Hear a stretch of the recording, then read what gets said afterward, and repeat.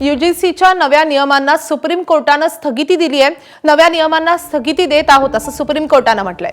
सध्या 2012 मधलेच यूजीसी नियम लागू राहतील असे सुप्रीम कोर्टाने स्पष्ट केलंय। सुप्रीम कोर्टाने केंद्र आणि यूजीसीला नोटीसही बजावली आहे। सुप्रीम कोर्टाच्या स्थगितीनंतर वाराणसीत विद्यार्थ्यांनी जल्लोष केलाय। सुप्रीम कोर्टाचा हा मोठा निर्णय आलेला आहे। यूजीसीच्या नव्या नियमांना सुप्रीम कोर्टाने स्थगिती दिली आहे।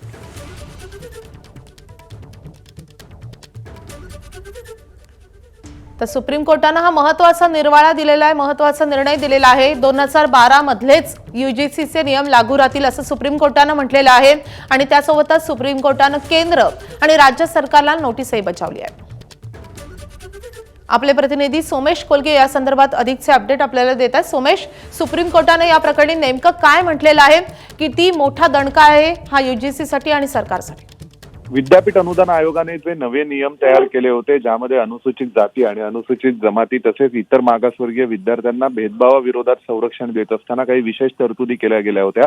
परंतु यावर आज सर्वोच्च न्यायालयाने प्रश्न विचारला की जर एखाद्या भाषिक आधारावर कोणासोबत भेदभाव झाला, जर एखाद्या सर्वसामान्य प्रवर्गातील विद्यार्थ्यासोबत भेदभाव झाला आणि त्यानंतर या नियमांच्या आधारे त्याला जर धमकी दिली गेली तर अशा प्रकारे कारवाई करण्याची, तर मग त्या सगळ्या प्रश्नांवरती काय उत्तर आहेत? त्यानंतर मग इंदिरा जयसिंग यांनी या संपूर्ण प्रकरणामध्ये विद्यापीठ अनुदान आयोगाच्या बाजूनी भूमिका मांडली होती। तर दुसऱ्या बाजूला ज्यांनी याचिका केली होती त्या याचिकाकर्त्यांच्या वकिलांनी म्हटलं की भारतीय राज्यघटनेमध्ये अशा प्रकारे विद्यार्थ्यांमध्ये किंवा इतर मागासवर्गीय आणि अनुसूचित जाती जमातीच्या विद्यार्थ्यांनाच विशेष करून संरक्षण देण्याबाबतची परवानगी नाहीये आणि हे घटनात्मक दृष्ट्या असं मान्य होऊ शकत नाही अशा प्रकारचे विशेष नियम करणं।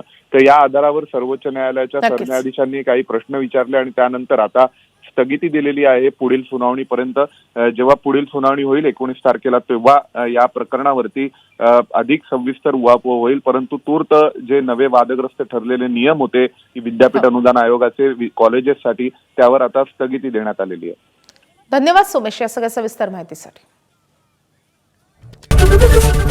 एबीपी माझा, उघडा डोळे बघा नीट।